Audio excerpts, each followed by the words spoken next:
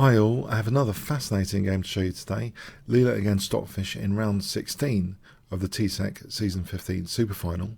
The opening given to both, so e4 from Leela. Leela's playing white, Stockfish black. G6 we see the Rabash variation. So here after f4 knight c6, this is the end of the book given to both. Here now bishop e3 is played, a6, so black is wanting some queenside counterplay sometimes with b5. Leela actually permits b5, knight f3, b5. Doesn't play, for example, a4, which might have been possible, perhaps. But bishop d3 now, knight f6, e5, knight g4, bishop g1. So the bishop's parked here, interrupting white's castling rights for the moment.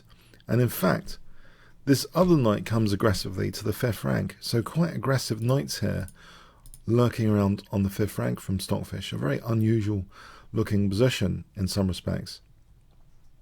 Leela plays bishop e4, and in fact here, because of the potential of a3, this rook can't really move. a3 would give white a big advantage there, the knight not being able to step back.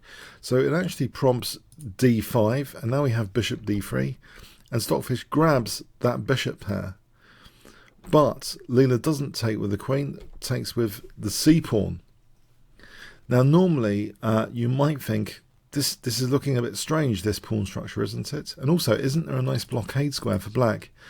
Very interesting swings and roundabouts here to consider. White's pressure on the c-file, the backward c7 pawn potentially. Is that going to be significant in balance to black's blockade potential? We see now h5, which means ideas like h3 and g4 are not going to be that easy. We do have h3, knight h6, and the bishop goes back rather to f2. c6, queen d2, a5, rook c1, queen d7, and now knight d1, b4, knight e3. So it looks as though the c-pawn could be the first kind of action centre for white here to put pressure on the c-file. Queen b7, rook c5, using that square c5. Interesting. Ties down the rook at the moment to a5 though. Knight f5, white castles, rook a6, and now knight takes f5, bishop takes queen e3. So if we look at this bishop's kind of locked out of the game a bit. If ever black plays e6, white could perhaps use this diagonal. That would be more sensitive than usual. So perhaps black's not in a rush to play e6, but there also might be tactical reasons. This bishop wouldn't have a retreat, and maybe g4 later at the right time could end up trapping the bishop on f5. So another perk of these double pawns is controlling these key central squares like e4, which actually is a tactical importance. You know, if black can't play e6 because of a later g4, for example, knight h2 and g4 sometimes, then that's a problem. So we see here queen d7, bishop e1, queen b7, king h2, a4, and now bishop h4, bishop g4. And Leela doesn't, of course, have to take opening up some tactics on the h-file, and instead plays knight g1. We have the bishop going back there, knight e2, bishop c8, knight g3, and it looks now as though f5 is a major thing to play for here. So very interesting manoeuvring. Bishop h6, we have queen e2, king f8, king h1, rook h7. So the rooks are kind of awkward here. It's interesting, the flavour of the game. First there were two knights on the 5th, and now there are two kind of weird rooks on the edges. The visual imagery in this game is a bit peculiar.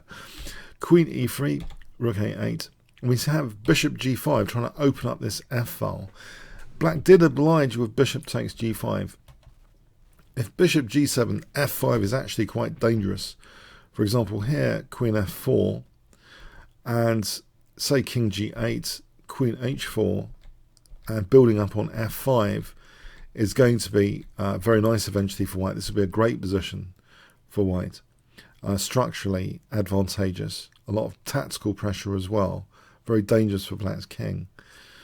In this line, instead of king g8, say e6 is played to hold f5, then this pawn could be targeted. For example, knight can then come to that weakened f6 square here. So e6 is a bit of a downer for the f6 square, which can be tapped into for white having a big advantage there. So anyway, bishop takes g5, the f-file's opened up. So it's interesting that white has this kind of c and f-file pressure, and black's pieces are scattered and kind of isolated from each other on both sides of the board. a3, b3, this locks down black's pawn activity now on the queen side. Bishop e6, knight e2 with direct tactical idea, knight f4 taking e6 with a king on f8, king g7, queen c1 hitting c6, that's parried, queen d2, keeping an eye on b4, so locking down the queen a bit, bishop f5, rook fc1, rook h8, knight f4, and now, and this really needs some understanding and investigation, it seems as though, is Stockfish actually stable here or not? At the moment, it looks as though, you know, black has well protected pieces. The rook on c8 is protected by all the other pieces, basically, the bishop on f5, the rook and the queen. So surely there's never going to be a tactical knight takes d5. Stockfish in this position, though, realizes perhaps a deep threat that white has and plays the committal h4, which is essentially a disconnected pawn from the rest of the pawns. And Leela has had past game encounters with Stockfish where all it takes is one loose pawn, and that can spell, you know, start the downfall of the position. You know, Leela can actually do that. Just pick on one pawn, then use that to eventually create a winning advantage. So why was h4 actually necessary?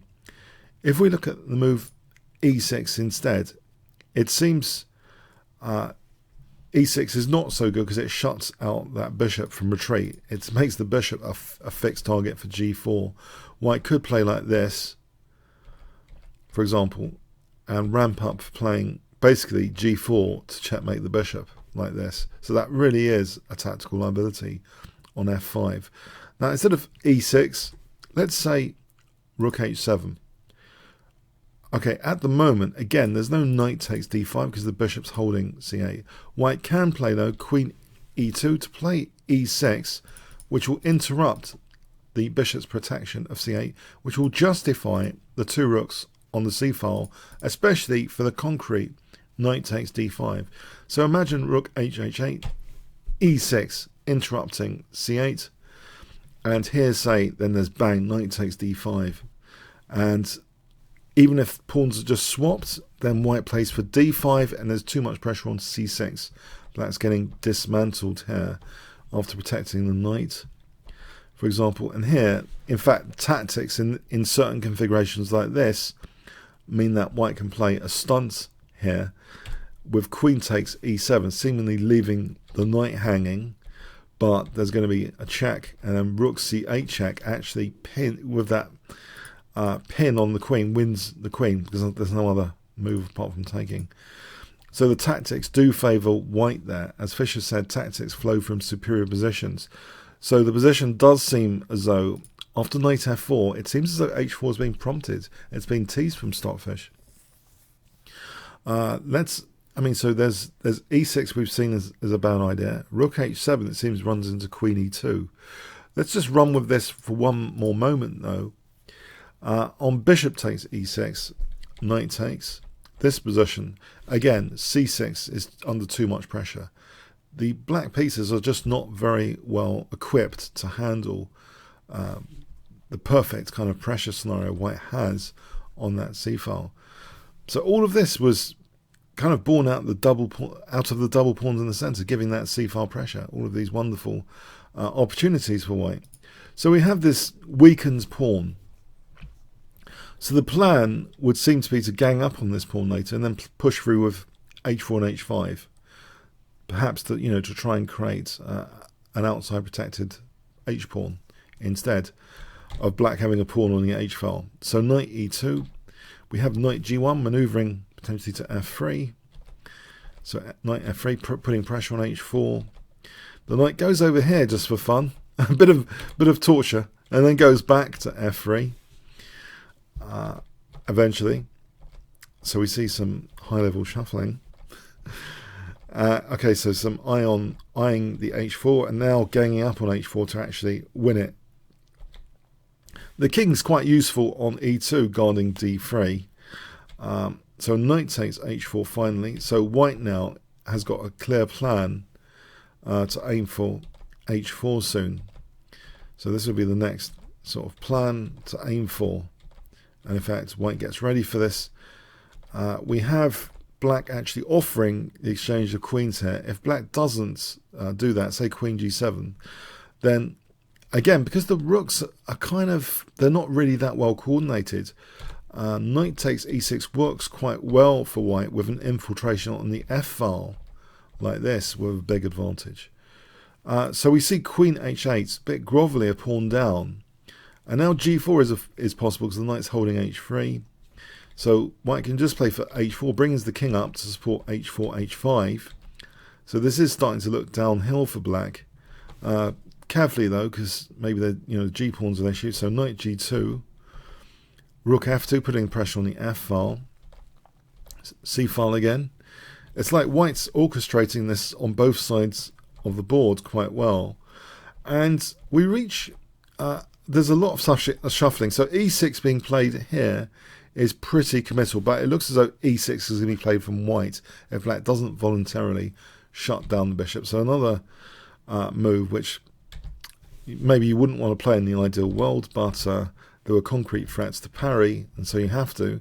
As Nimzowitsch said, the threat is often stronger than its execution, and that seems to be the kind of thing Leela's prompting, these concessions. And in fact, there's going to be another major structural concession, which really did take some time for me to actually work out why it was essential.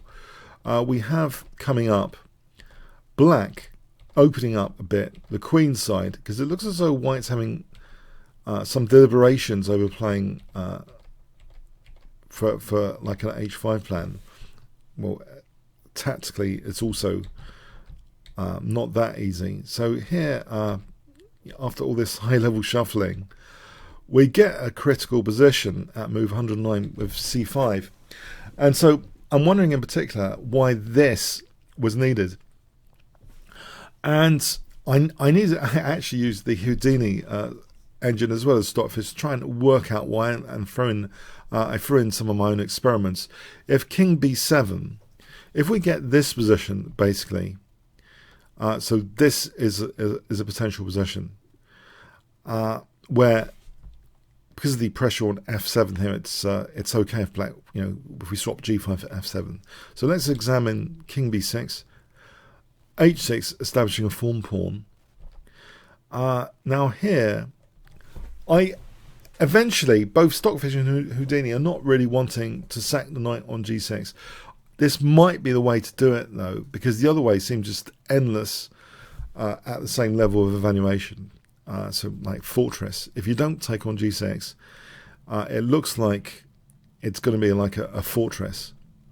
So this is my experiment. Knight takes g6, and the basis of it is, visually it looks crushing. The two connected passed pawns I believe should intuitively prevail, and I just wanted to concretely check this. And there is some evidence, even if d3 drops and it looks as though black's blockading, white gets access to the queen side, and eventually the two passed pawns will prevail. This is just an example, and prove themselves to be stronger than the piece that was invested to get them. So this is an example scenario where the two connected passed pawns crash through, but otherwise it seems like an endless fortress. So I just needed to know why c5 would have been played, because it does end up exposing b4 laterally.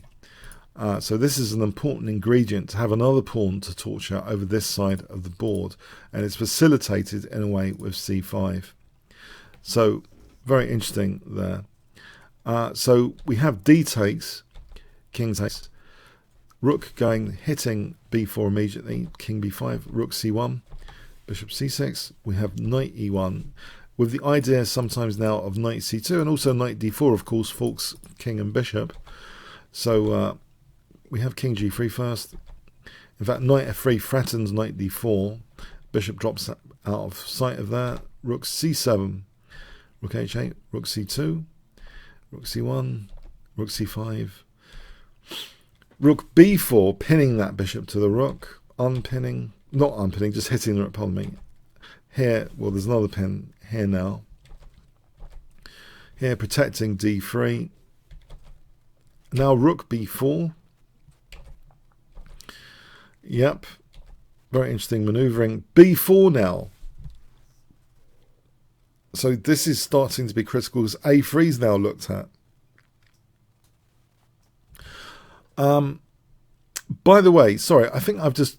Hang on. Let's just rewind. Did black have to lose the b pawn, the b4 pawn, with this move?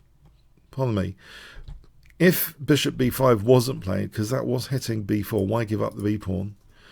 If rook h8, it turns out knight e1 is very strong with knight c2. Nothing's actually stopping the b pawn being lost. So it's fascinating. Leela had, you know, the convenience to win basically by force h4, and now by b4 in this variation.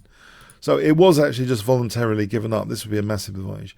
So yes, it was voluntarily given up, which means the a3 pawn is the next target. So it's logical to play now b4 eventually to hit a3. So all these systematic targets on dark squares, it turns out, on both sides of the board. So a3 drops. Yeah, there was no point trying to hold there with rook a7. Let's have a look at this one. If rook a8, basically h5 is strong here. Yeah, that's crashing through on this side of the board. It would just be too much. And if rook, on b4, if instead of rook a8, if rook a7, knight d4, knight f3, and then, you know, the pawn's going to be lost. If black tries to persist, again, h5 on that side of the board. So it's very, very difficult. These pawns are dropping off. So we'll go back to the game continuation. This pawn drops off as well. And yes, it's starting to look like the beginning of the end of this game, basically. Because, you know, black's bishop is not exactly that terrifying here in this pawn structure. So the king goes back to now a4, offering a pawn and simplification. Otherwise it will be a self pin, and things like b5 hits a4. Just to put that on the board, the king's on a dot square. b5 looks like it's big trouble for black. So anyway, it was taken by the rook, but simplification. h5 now, bishop c6. Black dare not take on h5 because getting that rook to the 7th rank is fantastic for white with that pass pawn there. That's going to be winning. So we have bishop c6, h6 protected outside past pawn installed. Nice juicy knight on d4, stopping any entries of the king. Bad bishop scenario. The rook's coming on the queen side now. And actually, after b5, black can't take that because of rook b1. Bishop e8. The game ended here. An example continuation is basically an infiltration on the queen side. Let's say like this is an example. With knight c6 and rook a7 check is going to be winning the bishop, or black's going to get mated if king d8. King d6 looks very strong. It looks terrible. So yeah, it's going to be like that if it carried on a bit like that. So bishop e8, the game ended there. So a very interesting positional game where Leela accepted double pawns there in the centre. And they kind of made that bishop a tactical liability in some lines. e6 was kind of ruled out when the bishop was on f5 sometimes. It locked down the c-file. And later, when the rooks were able to double on that c-file, the tactic knight takes d5 was in the air with some preparation, as long as there was less protection on c8 if white broke through with e6. So black had to play h4.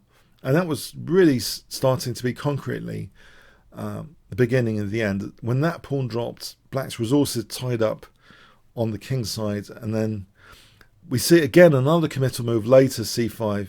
It seems as though if it wasn't played, there could have been a knight sack for winning connected past pawns there, because they were pretty advanced on the king side. So anyway, that led to exposure of b4, that dropped, then a3 dropped. It was really a systematic accumulation of advantages, playing on both sides of the board, really using that initial c-file pressure with great effect. Okay, I hope you enjoyed it. If you did enjoy this game, please click on the top left box, which should appear shortly. Become a member at chessworld.net. If you use the code 1053, that's my user ID on registration, I can invite you for a game. I'm playing many YouTubers. Okay, you can also test yourself on the variations covered in this and other game videos from the improved menu, the puzzle books option, which has a link to the annotated game. Comments, questions, donations, see the description. Like, share, subscribe with the notification bell. Really appreciated. Thanks very much. This is the puzzle book addendum for this game. Quite a positional game, not too many variations.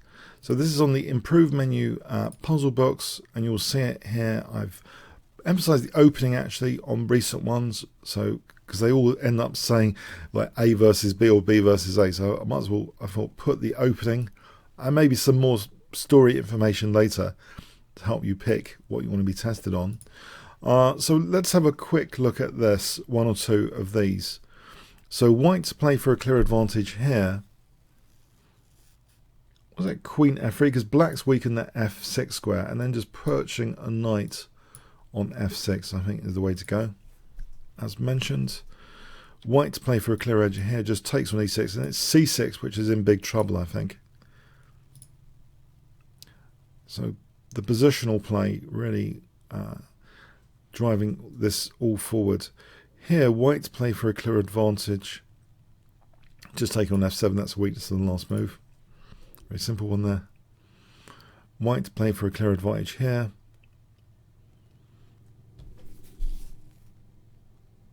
Oh, was it knight E1 and knight C2? Yeah, because B4 was extremely vulnerable.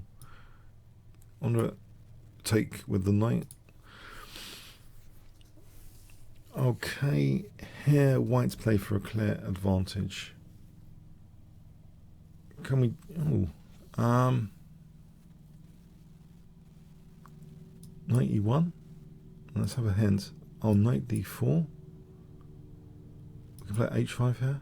No, we can't. Knight C2. A hint. I think I've forgotten this one. Oh, this looks a bit strange. I might have to revisit this one. Okay, A3 dropping under certain circumstances. It's pretty subtle stuff, but yeah, black does seem to be having to give up pawns like in the game. White to play for a clear edge here. Knight E1 here. Knight D4 again. Nope. H5 here. Oh, because F7 is only protected by the rook, so it is possible to play H5 here. And in any case, the knight's holding G5.